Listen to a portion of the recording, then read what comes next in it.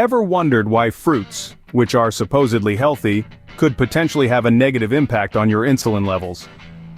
Welcome back to the Victory Education Lounge. I'm your host, Maurice, and we're about to unravel this intriguing mystery in part 30 of our series, The Role of Fructose in Insulin Resistance. Fructose, often dubbed as fruit sugar, is a mainstay in our diets. But its influence on our health, particularly on insulin resistance, is a complex tapestry that's often misunderstood. Today, we're going to dissect how fructose consumption can lead to insulin resistance. We'll also share practical strategies to manage fructose in your diet and bring to life some real-world examples.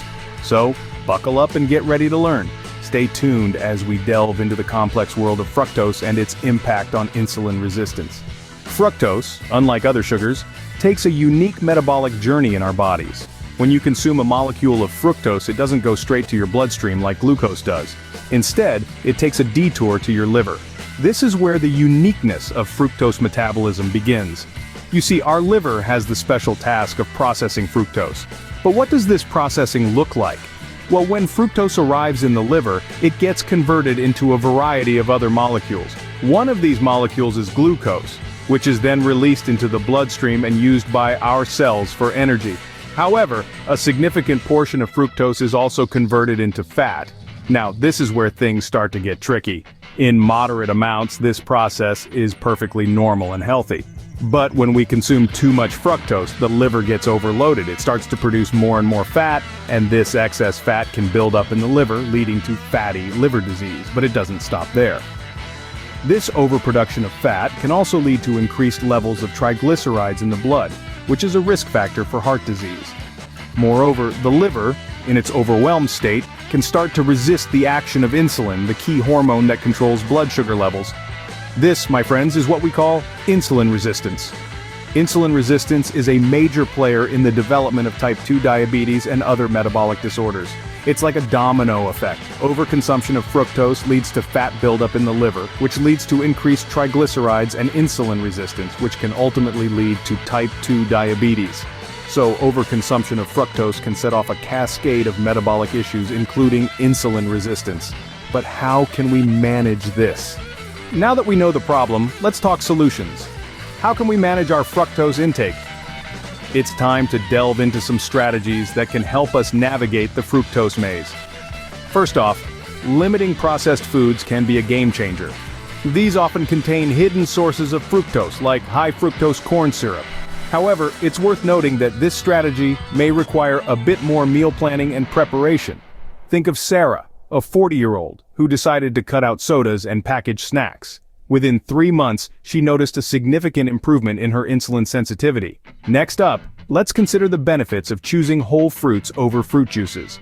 Whole fruits provide fiber and other nutrients that slow fructose absorption.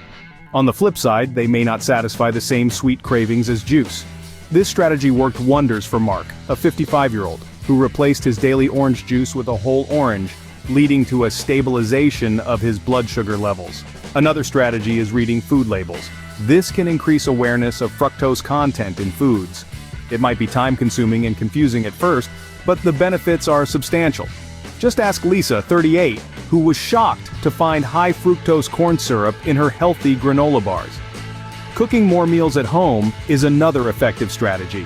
It offers control over fructose content in meals, though it does require time and some cooking skills. Tom, 50, started cooking dinner at home 5 nights a week, significantly reducing his family's fructose intake. Lastly, we can gradually reduce our sweetness preference. This makes it easier to enjoy foods with less added fructose. But patience is key here. Emily, 45, gradually reduced the sugar in her coffee over 6 months, eventually preferring it unsweetened. Managing fructose intake may require some changes, but the benefits to your health are worth it.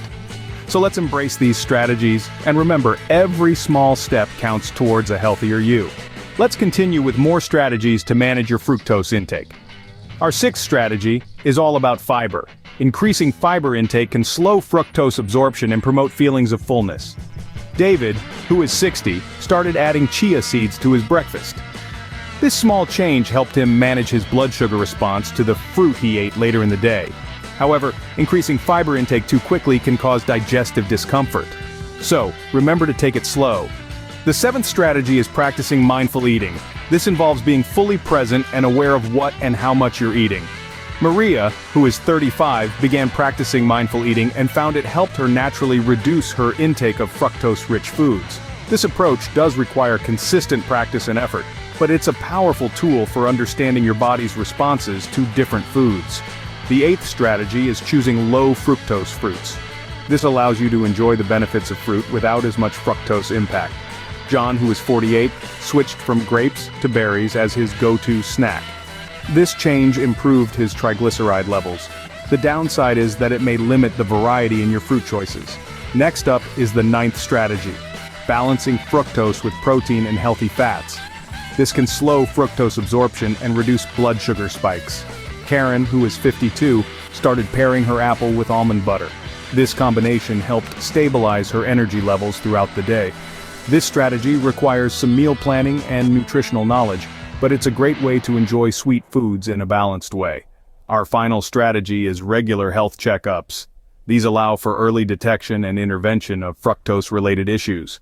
However, they do require making and keeping appointments, which can be a challenge for busy people. With these strategies in hand, you're well equipped to manage your fructose intake and improve your insulin sensitivity. So, how do these strategies play out in real life? Let's look at some examples.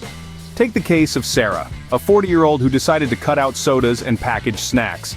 Within 3 months, she noted a significant improvement in her insulin sensitivity. Then there's Mark, a 55-year-old gentleman who swapped his daily glass of orange juice for a whole orange. This simple switch helped stabilize his blood sugar levels. Lisa, aged 38, was shocked when she began reading food labels. She found high fructose corn syrup even in her supposedly healthy granola bars. By becoming more aware of hidden fructose in her diet, she was able to make better food choices. On the other hand, we have Tom, a 50-year-old who started cooking dinner at home 5 nights a week. This not only brought his family together but also significantly reduced their overall fructose intake. Emily, at 45, decided to gradually reduce the sugar in her coffee over 6 months. To her surprise, she eventually started preferring it unsweetened. David, age 60, added chia seeds to his breakfast, helping manage his blood sugar response to the fruit he loved. Mindful eating was Maria's strategy. At 35, she started paying more attention to her food choices and their effects, which naturally led her to reduce her intake of fructose-rich foods. John, a 48-year-old snack lover, switched from grapes to berries. This simple swap helped improve his triglyceride levels. And finally, Karen, aged 52, began pairing her apple with almond butter. This combination of fruit, protein, and healthy fats helps stabilize her energy levels. As we've seen, managing fructose and improving insulin sensitivity is achievable. It's all about making informed choices and taking small, consistent steps towards better health. Whether it's reading food labels, cooking more at home, or gradually reducing sweetness preference, every little change can make a big difference. Remember, the goal isn't to completely eliminate fructose, but to create a balanced and sustainable eating pattern that supports overall health. So, keep exploring, keep learning, and most importantly, keep taking steps towards better health. Because ultimately, your health is in your hands. So that wraps up our deep dive into fructose and insulin resistance. We've unveiled the unique metabolism of fructose primarily in the liver, and how excessive consumption can trigger a cascade of metabolic issues, including insulin resistance. We've also explored 10 strategies to manage fructose intake, with real-world examples illustrating their pros, cons, and overall impact on health. Remember, it's all about balance. Whole fruits, high in fiber and nutrients, are a healthier choice than fruit juices or processed foods high in fructose. Mindful eating, regular health checkups, and gradual adjustments to sweetness preference can also play significant roles in managing fructose intake and improving insulin sensitivity. Changing dietary habits isn't easy, but every small step brings us closer to better health. As we wrap up, I want to remind you that the information provided here is for educational and entertainment purposes only. Any health-related decisions should be discussed with a licensed physician. Your health is unique, and what works for one person may not work for another. Thank you for joining us in the Victory Education Lounge. If you found this video helpful, please give it a thumbs up, share it with friends and family who might benefit, and don't forget to subscribe for more informative content. Until next time, this is Maurice, wishing you health and vitality in your journey to understand and optimize your body's incredible systems.